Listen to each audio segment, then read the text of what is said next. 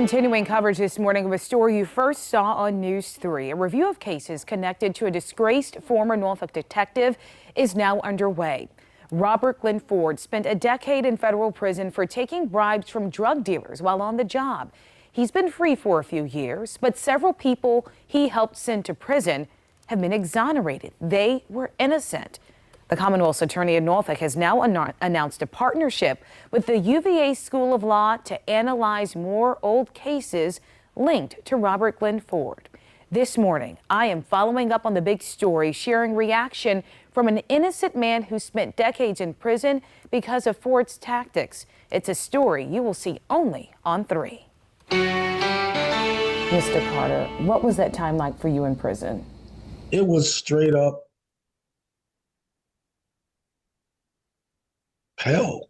Joseph Carter reflects on the 27 years of his life he lost to prison, due in large part, he says, to Robert Glenn Ford. I was in there for doing something that I didn't do. Ford claimed his investigation of the 1989 stabbing death of a man in Ocean View pointed to Carter. But decades later, attorneys with the UVA Innocence Project found evidence that Ford encouraged false witness testimony that wrongfully implicated Carter. And when Carter was finally exonerated in 2021, the Virginia General Assembly cited Ford as a key reason the state had to compensate Carter, saying Norfolk prosecutors relied solely on tainted witness testimony obtained by disgraced former Norfolk detective Robert Glenn Ford. The witnesses did not identify me as doing anything. He showed them my photo, and from there, he convinced them that it was me. What was your reaction when you heard about the review of Ford's old cases? Man, that was huge. Years after Carter's conviction in 1990, Ford infamously used unethical tactics in another case to force 4 Norfolk sailors, known as the Norfolk Four, to falsely confess to the 1997 rape and murder of Michelle Moore-Bosco. All the sailors, including Eric Wilson, I know I'm not the only one, have since been exonerated. Wilson, who spent 8 years in prison, spoke during this October news conference. This process is not going to produce instant results. What it will produce is sunlight. Norfolk Commonwealth's attorney Ramin Fatehi announced law students at UVA's Project for Informed Reform will review around 170 cases connected to Ford. I have very little doubt when I say that I think we will probably find other cases in this review. In this exclusive interview ahead of the big announcement about Ford's case file review, we've opened the file. Fatehi told me this type of independent review of Ford's cases was long overdue, especially after Ford's 2010 conviction for taking bribes from drug dealers.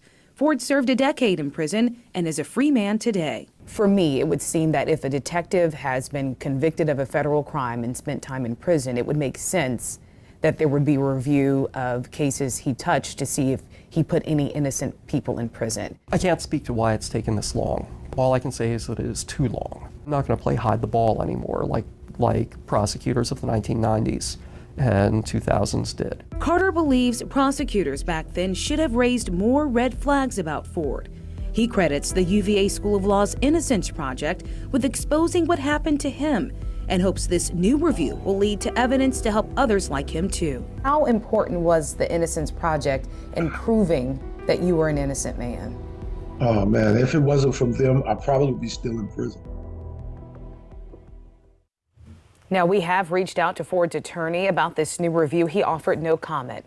We also asked the Norfolk Commonwealth's attorney if Ford could face any charges for his role in wrongful convictions. He offered no comment there. The UVA School of Law is building a list of cases that may have been impacted by Ford. We have ways you can contact them inside this story at WTKR.com. And the News 3 team of investigators, we've been shining a light on wrongful incarcerations across our area for years. You can see my previous reporting, including data showing the people most likely to be in prison for crimes they didn't commit at WTKR.com.